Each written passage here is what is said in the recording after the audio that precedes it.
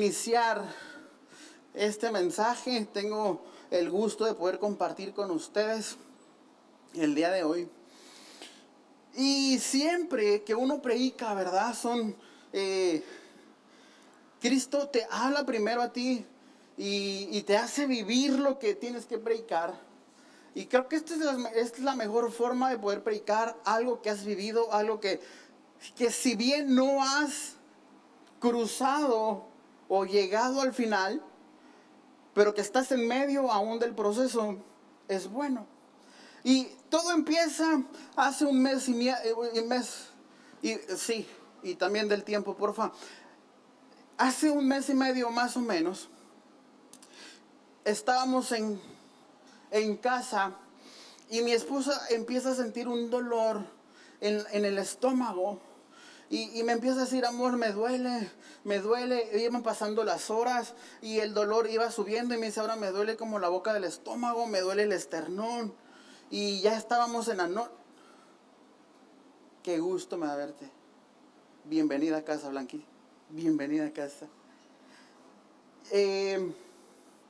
Me duele el esternón y no podía dormir. Se acostaba, se levantaba. Y como médico, pues no había nada que hacer, porque médico no soy. Como cristiano, lo único que podía hacer era orar por ella.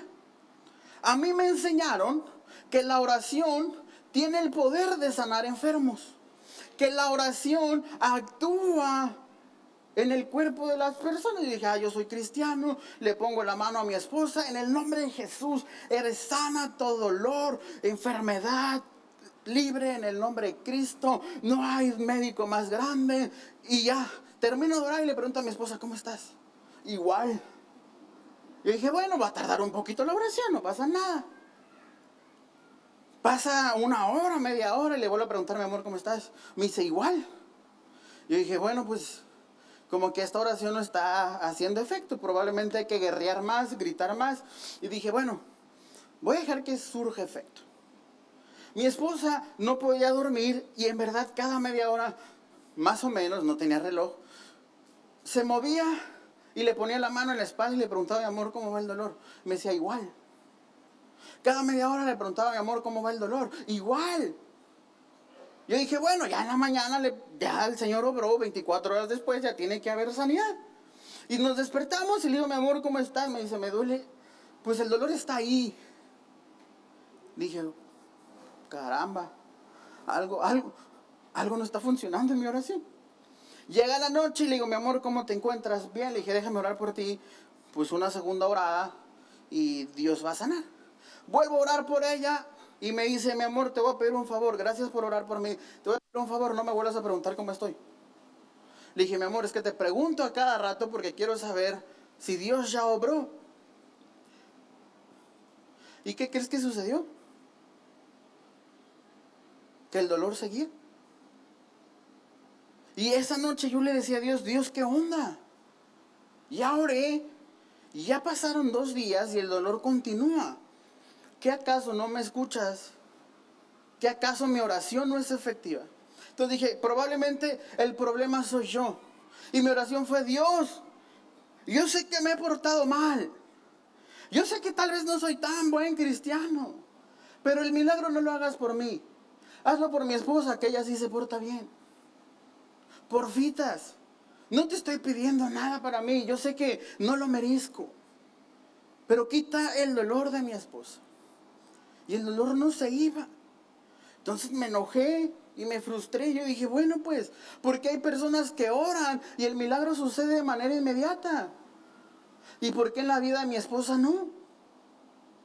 Después de esos días donde el dolor no se iba y mi oración parecía no hacer efecto, mi hijo decidió que 3 semanas consecutivas se iba a portar mal. Y yo pensé que habíamos pasado por algunas etapas y ya la habíamos librado. Pero me dijo, ¿no es cierto, papi? Y me porto mal. Imagínate que un día me lo expulsan de la escuela. Me lo suspenden de la escuela. Lo más divertido es que mi hijo no va a la escuela. Va con un tutor.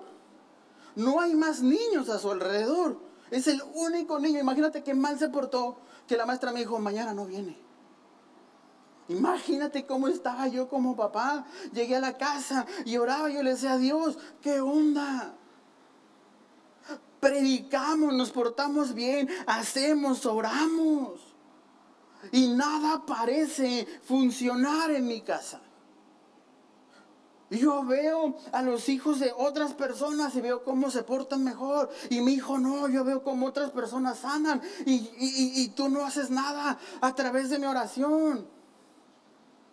Y me empecé a frustrar.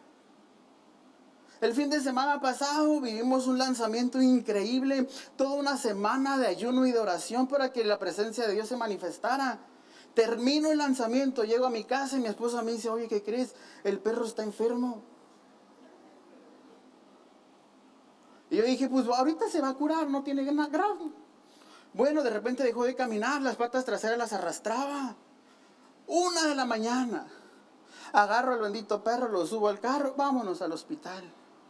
Uno se enferma y tiene que ir a similares. Pero al pobre perro hay que llevarlo a urgencias. Estoy en urgencias, le hacen radiografías, le hacen estudios, sangre. Antes de llegar al hospital, lo subo al carro y empiezo a orar por él. Señor Jesús, en el nombre, que sobre todo nombre lo sanas. Y perrito, todo va a estar bien porque Jesús está con nosotros. Y de repente dije, no, Jesús no está conmigo. Porque vengo de una semana de ayuno y de oración. Porque vengo de compartir la palabra del Señor. Porque vengo de estar en la iglesia. No vengo de la disco, no vengo del antro. Y tú me recibes con esto, Dios. ¿Qué rollo? Vengo saliendo de servirte y tú me has prometido que mientras yo sirvo, tú cuidas de mi casa y mi casa. Y no estás cumpliendo con tu palabra. Sábado, domingo, mal el perro. Lunes tengo que llevarlo otra vez a hacer análisis. Yo no sabía que existían los ortopedistas para perros. El día martes lo supe, yo y mi cartera. Imagínate cómo estaba. El día miércoles despierto y le digo a mi esposa, ma, tengo que predicar el domingo. Pero el día de hoy me siento frustrado, me siento cansado, porque llevamos casi mes y medio, donde yo veo que muchas personas han prosperado. Porque yo veo que milagros suceden en las vidas de muchas personas, pero no está sucediendo nada en mi vida. Veo, oro, trabajo para el Señor, pero nada sucede. ¿Alguna vez te has encontrado en esta situación? Donde parece que nada sucede. Y ves la vida de los demás y tú dices, no manches. Porque ellos sí, yo me porto mejor. Pero ¿por qué en mi vida no sucede? Y el Señor me respondía, pero primero cierra tus ojos, oremos. Señor Jesús, te damos muchas gracias, porque tú eres bueno, porque tu misericordia nos ha alcanzado hasta este momento. Padre, te pido que tú seas bendiciéndonos, que sea tu palabra y Espíritu Santo. No te damos la bienvenida porque estamos convencidos que tú estás en este lugar. En Cristo Jesús te doy gracias. Amén. Y yo me preguntaba, ¿por qué yo puedo ver a otros jugar y a mí me toca esperar? Así que este mensaje le he puesto por nombre Desde la banca. Y me acuerdo, mi hijo tiene 7 años, hoy tiene 7 años, lo llevé al béisbol. Y yo dije, bueno, el béisbol, un deporte bonito, noble. Bueno, el béisbol tiene demasiados tiempos muertos. Mi hijo es un poquito hiperactivo. Y llegó el momento en el que tenía que batear, pero lo mandan a la banca. Entonces yo estoy desde las gradas viendo el juego. ¿Alguna vez has visto un juego de béisbol infantil? Es la cosa más divertida. Para uno que lo ve. Pero imagínate un niño de 7 años tener que esperar su turno al bat. sentado. Y mi hijo nada que se aguanta sentado. Se paraba, se sentaba, se paraba, se sentaba. Cuando dijeron, vamos, vas Alfredo, se para, agarra su casco, se lo pone en sus guantes, agarra su bat, le empieza a pegar a la tierra y a jugar, pero no llegaba el momento. Se desespera, agarra el bat y es una espada y hasta que el entrenador me lo saca y me dice, oye, ¿sabes qué? No se está quieto. Se sube al carro conmigo y le digo, oye, mi amor, ¿qué pasó? Pa, es que yo soy muy buen bateador y no me ponen a jugar. Yo le sé pegar a la pelota. Le dije, papi, tienes 15 días entrenando. No sabes jugar a béisbol. Y me dice, pa, ¿sabes que no hay nada más doloroso que ver a otros jugar? Y a mí me toca esperar. Y yo le dije, sí, pa, es bien doloroso ver que alguien más y tú no. Entonces, tú y yo, ¿qué es lo que sucede cuando otros juegan y a ti y a mí nos toca esperar? No hay nada más frustrante en esta vida que ver a otro triunfar, ¿sí o no? No hay nada más frustrante que ver a otros avanzar mientras que a nosotros nos toca esperar. Y la pregunta constante en medio de este tiempo es, ¿y yo cuándo? Cuando ves que a tu vecino cambia de carro y tú llevas 20 años con el mismo carro. Y te preguntas, ¿y yo cuándo? Cuando ves que el milagro sucede en la vida de alguien más, pero no cerca de ti, y te preguntas, Dios, ¿y yo cuándo? ¿Y yo cuándo?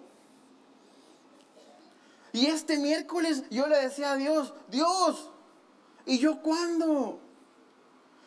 Y David me contestó de la forma que menos quería hacer que me contestara. Salmo 37:7.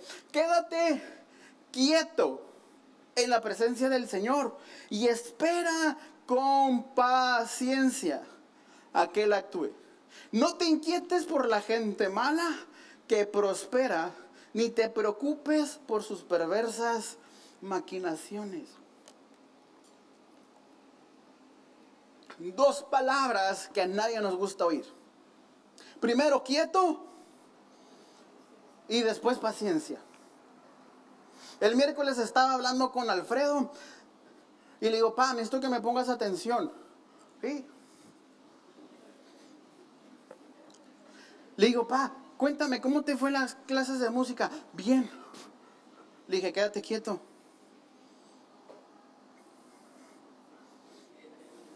Y le dije, mira, vamos a hacer una prueba. Le pongo unas vendas en su mano. Y le digo, ahora sí, cuéntame la historia. Estaba así.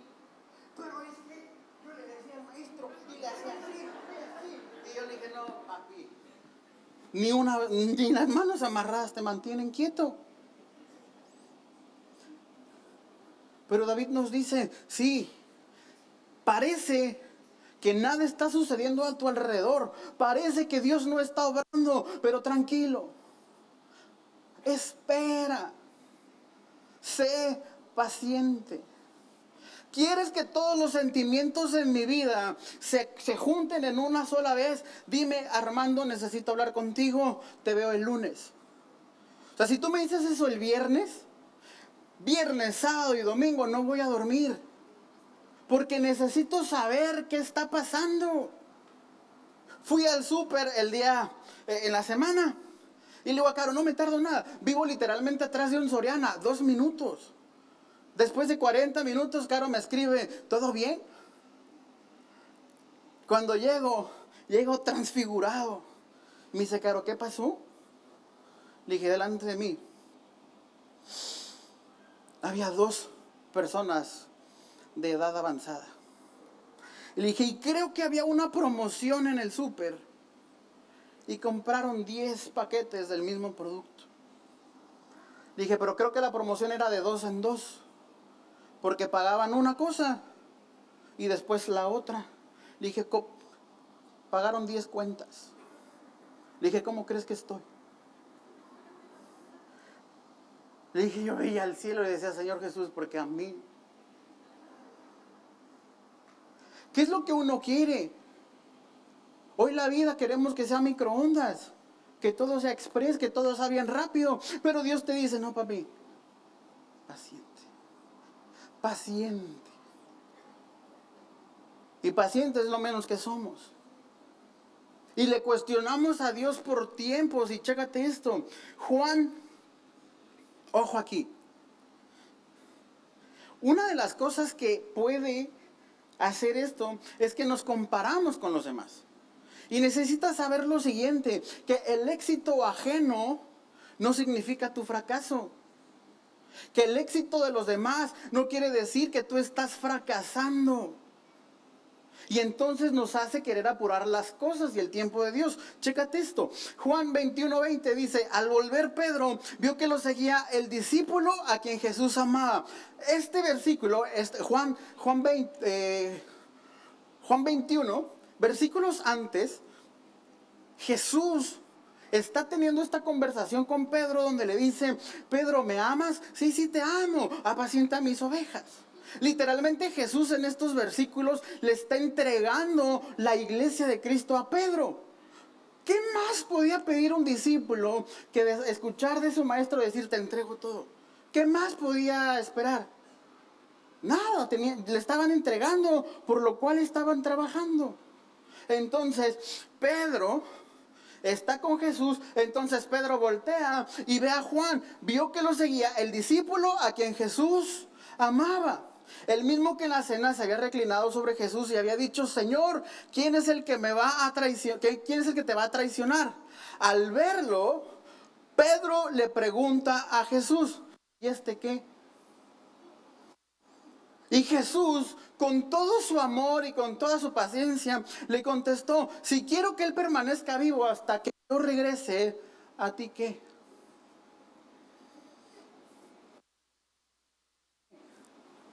Tú solo sígueme, Cristo. Y en muchas ocasiones Dios le preguntas, Dios, ¿y mi milagro cuándo? Porque al vecino sí. Y Jesús te contesta, ¿y a ti qué? Señor, pero quiero más rápido. Bueno, si el hijo de el hermano de la iglesia se porta mejor que el tuyo, ¿a ti qué? ¿A ti qué? Te contesta Jesús. Porque nuestros tiempos y los tiempos de Dios no son iguales. Porque yo no puedo acelerar el proceso, porque yo no puedo hacer que suceda. Y entonces la respuesta de Jesús a mi frustración de decir, ¿por qué? Mi pregunta fue, ¿por qué unos sí sanan y otros no? ¿Por qué el que se debe de morir no se muere? Y el que debe de vivir no vive. Entonces yo me contestó, y bueno, ¿y a ti qué? Compararnos con los demás, lo único que hace es que perdamos de vista el propósito y el plan de Dios para nuestras vidas. Le estaban entregando a Pedro la iglesia. Pero Pedro voltea a ver al Juan y dice, ¿y a este compa qué? Estaba perdiendo de vista el propósito que Dios le había dado. ¿Y sabes qué sucede? Que la comparación logra robarnos la gratitud. Y el problema no está en lo que Dios hace en los demás. El problema está en que tú y yo dejamos de ver lo que Dios ya ha hecho en nuestras vidas. Cuando yo veía el mal comportamiento de mi chamaco y cómo se portaba y todo lo que hacía, yo me quejaba, yo le decía, Dios, qué rollo. El día viernes fui a cenar con mi suegro y en medio de la plática me di cuenta que Dios ha sido tan bueno conmigo, que hace 1 año y medio yo no tenía hijos.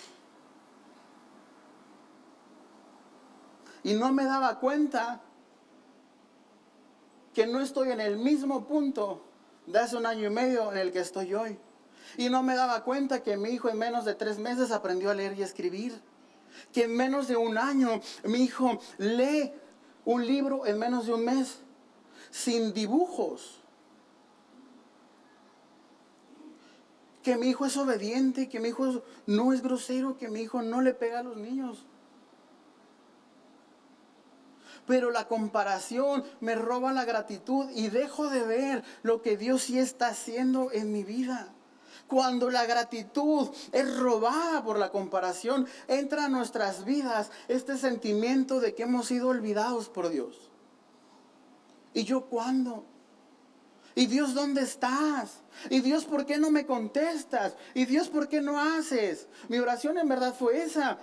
¿Acaso no me escuchas ya? ¿A poco me estoy portando tan mal que te has olvidado de mí? Y me respondía de esta forma y él me decía: Armando, estás en la banca, pero no estás fuera del juego. Estás sentado en la banca, dentro del estadio, dentro del terreno de juego. No significa que te estoy olvidando. Pudieras estar en las gradas viendo el partido, pero estás aquí, sentado.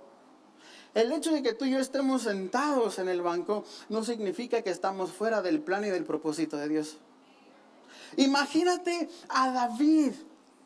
Primera de Samuel 16 nos cuenta la historia de cómo David fue ungido para ser el próximo rey. Su papá tenía 7 hijos a los cuales les había presentado al sacerdote. Y el sacerdote, imagínate como papá, oye, el próximo rey. Imagínate al pastor que tiene 3 hijos. Y que alguien venga y le diga: oye, ¿sabes qué? Estamos buscando el próximo rey. ¿A quién crees que manda primero? Al más guapo. Al Pablo. Es fuerte. Valiente.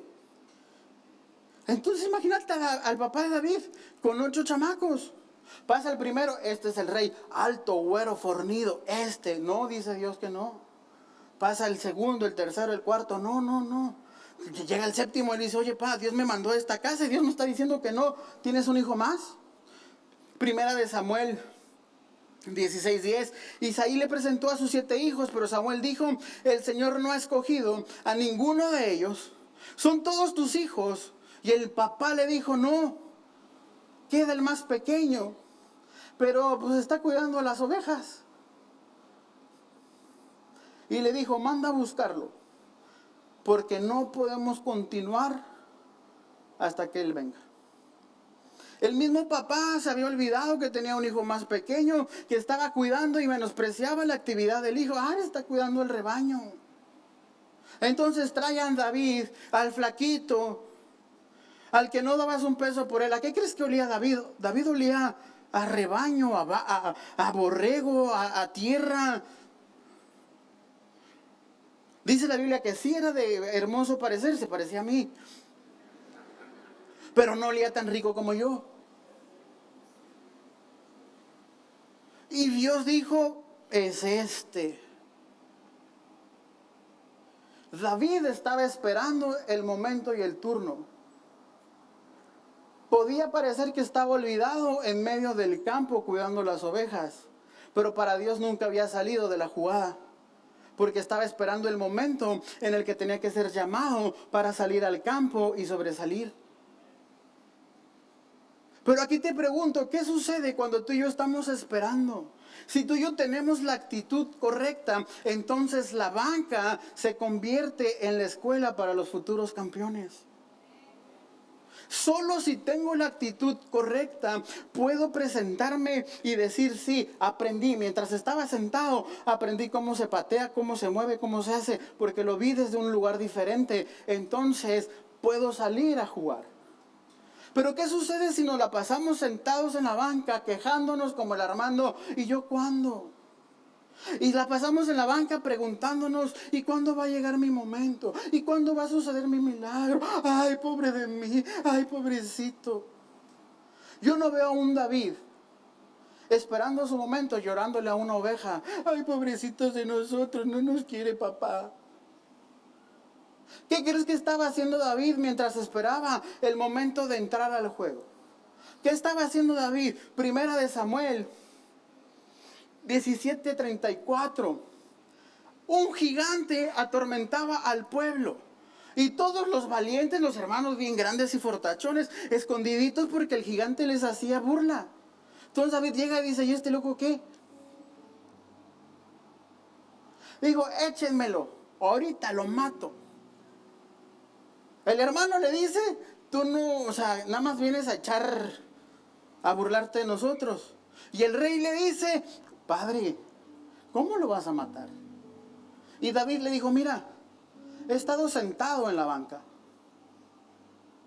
Mi papá se olvidó de mí. Mis hermanos se olvidaron de mí. Pero yo estaba seguro que Dios nunca se había olvidado de mí. Y mientras yo estaba sentado en la banca esperando mi lugar, me puse a entrenar.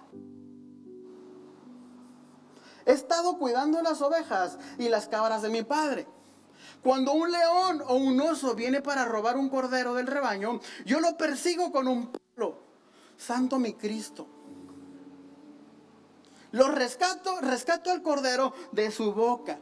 Si el animal me ataca, lo tomo de la quijada y lo golpeo hasta matarlo. Lo he hecho con leones y con osos. Y lo haré también con este filisteo pagano. Porque ha desafiado a los ejércitos del Dios viviente. El mismo Señor que me rescató de las garras del león y del oso, me rescatará de este filisteo. Así que Saúl por fin accedió. Está bien, adelante y que el Señor esté contigo. ¿Qué hizo David mientras esperaba? Oye, yo no puedo matar una cucaracha. El loco se enfrentaba con leones y con osos. No dice con un león, no dice con un oso. Dice leones y osos. Se estaba preparando porque sabía que un día iba a tener que matar a un gigante. En la banca, pero nunca fuera de la jugada. Nunca fuera del juego, nunca fuera del plan de Dios. La banca con la actitud correcta es donde se forman los campeones. Estar sentado en la banca te da una perspectiva diferente.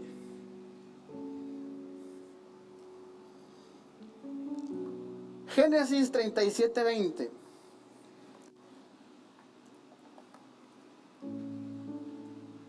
Nos cuenta la historia de José. José el soñador, el hijo menor, el hijo que el padre amaba, el favorito de papá, tanto así que le regala una túnica de colores. Pero un día Dios pone un sueño sobre su vida. Y pues por chismoso el José va y se lo cuenta a sus hermanos. A sus hermanos les entra celo. Después José va y se lo cuenta a sus papás. Entonces los hermanos empiezan a tramar qué hacer con José y dicen,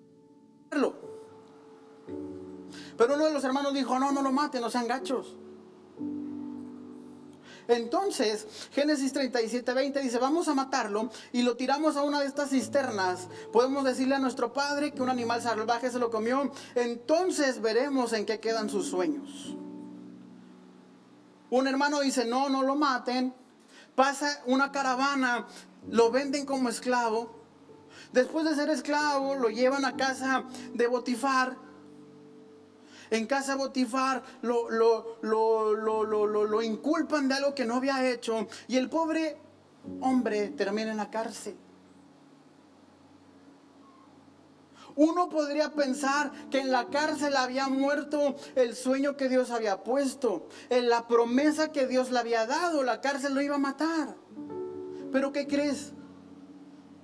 En la cárcel José fue procesado.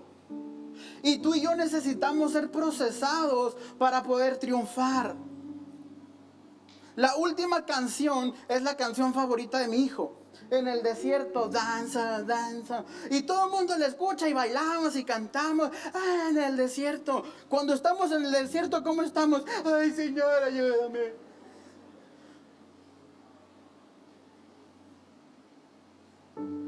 Queremos triunfar, pero no queremos ser procesados. No hay victoria sin proceso. José fue procesado antes de ser promovidos. Somos procesados, pero jamás olvidados. Dile al que está a tu derecha, dale un codazo y dile: no estoy olvidado, estoy siendo procesado. No estoy olvidado, estoy siendo procesado. Y mientras tú y yo esperamos nuestro turno para salir al juego, nuestro carácter se fortalece. Mientras soy procesado, mi carácter es formado. Mientras estoy procesado, siendo procesado, mi carácter se forma. Yo no puedo llegar a la posición, yo no puedo llegar a la obtención del milagro, de la promesa, de la posición sin antes ser procesado, sin antes que mi carácter sea procesado. ¿Por qué? Porque el carácter me va a sostener en el momento que salga el juego. ¿Qué es carácter? Carácter comprende un conjunto de rasgos que una persona adquiere a través del aprendizaje. Vamos aprendiendo y vamos adquiriendo estos rasgos. El carácter es la manera en la que tú y yo, o que las personas reaccionan habitualmente frente a una situación. Para triunfar, necesito ser procesado.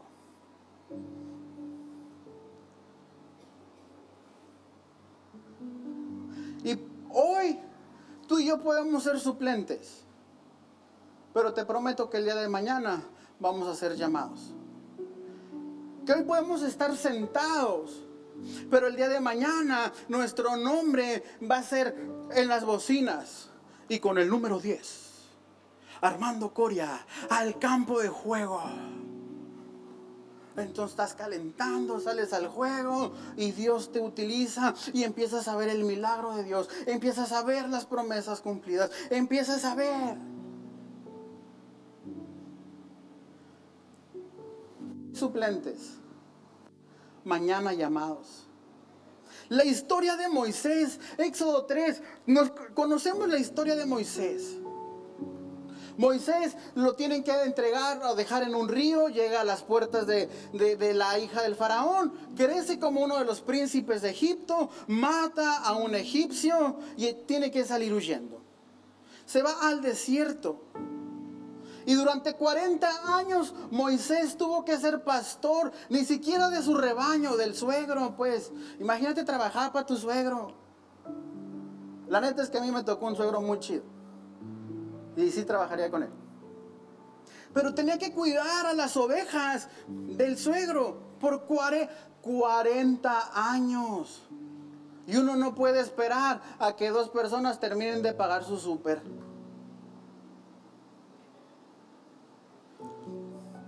Éxodo 3:1, cierto día Moisés se encontraba apacentando el rebaño de su suegro. Yetro, quien era sacerdote de Madián, llevó al rebaño al corazón del desierto y llegó al Sinaí, el monte de Dios.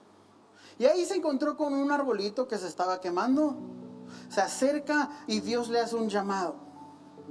Un llamado que lo cambió todo. La oportunidad que Dios le estaba guardando por 40 años, donde fue procesado. Y conocemos la historia, liberó todo un pueblo, los guió hacia la tierra prometida. Y tú y yo no queremos esperar. Y tú y yo queremos que el milagro suceda. Y queremos todo rápido, queremos que ya sea. Padre, quiero el milagro, pero no quiero pasar por la enfermedad. Padre, quiero ser prosperado, pero no quiero pasar por la escasez. Procesados para poder triunfar. Podemos creer, imagínate, 40 años de estar esperando. Uno podría creer que el tiempo ya había pasado. Moisés podía creer que el tiempo había terminado, pero ¿qué crees? Cuando nosotros creemos que nuestro tiempo ya pasó, que nuestra oportunidad ya pasó, Dios dice, no papi, apenas estamos calentando, porque ahí viene el día en el que vas a ser llamado. Dios honra a aquellos que perseveran. Dios honra a aquellos que saben persistir, que saben aguantar, que saben estar firmes en medio de la circunstancia.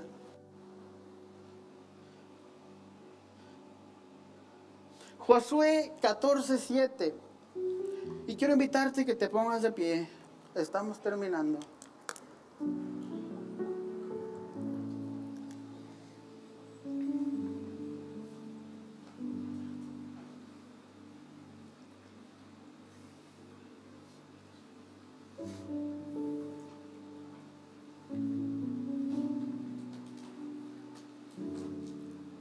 Josué 14:17 nos cuenta la historia de Caleb.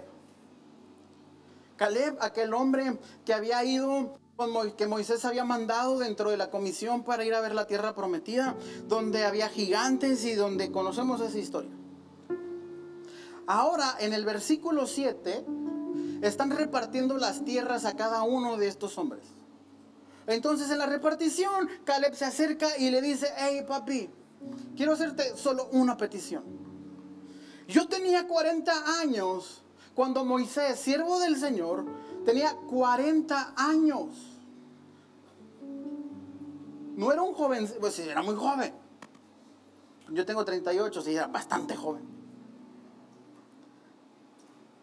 Cuando me envió desde Cádiz Baranea a que explorara la tierra de Canaán, regresé y di un informe objetivo de lo que vi. Pero los hermanos que me acompañaron se asustaron tanto al pueblo que nadie quería entrar a la tierra prometida. Por mi parte, seguí al Señor mi Dios con todo mi corazón. Así que ese día Moisés me prometió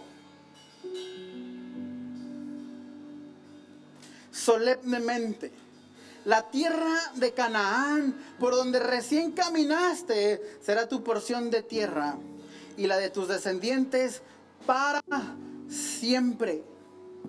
Porque seguiste al Señor mi Dios con todo tu corazón. Ahora, como puedes ver, en todos estos 45 años, 45 años, Caleb sentado en la banca, esperando su oportunidad. 40 años donde veía a guerreros fortalecerse, donde veía a guerreros prepararse, donde vio nacer una generación que probablemente le iba a comer el mandado. ¿Tú crees que no estaba, que se pudo haber frustrado? Pero él dice, esperé pacientemente. 45 años esperé paciente.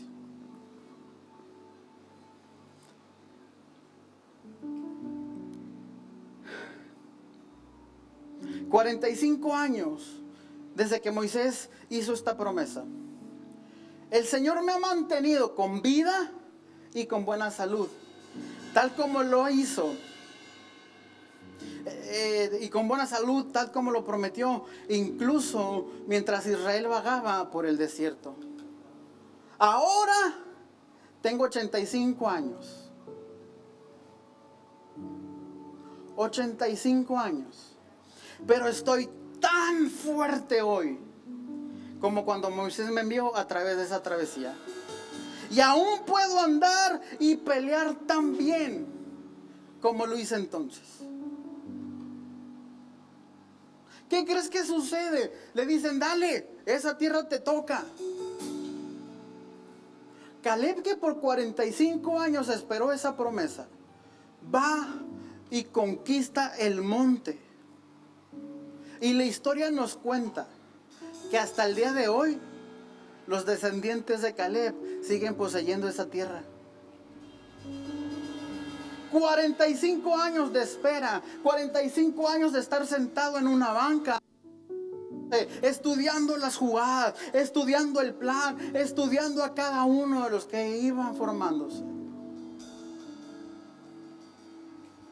Porque estaba seguro de que un día iba a ser llamado. El proceso, mi hermano, no es una señal de castigo. El proceso no es una señal de olvido. El proceso es una señal de amor, aunque no parezca. No sé cuál es el proceso que tú estás llevando, pero una cosa sí sé, que estás en la banca, pero nunca has salido del plan de Dios. Estás sentado, pero Dios te ha dicho: hey papi, mi plan para tu vida no ha terminado. Apenas estamos calentando. Apenas nos estamos estirando. Porque un día tu nombre va a ser llamado por las bocinas del estadio. Quiero invitarte que puedas cerrar tus ojos.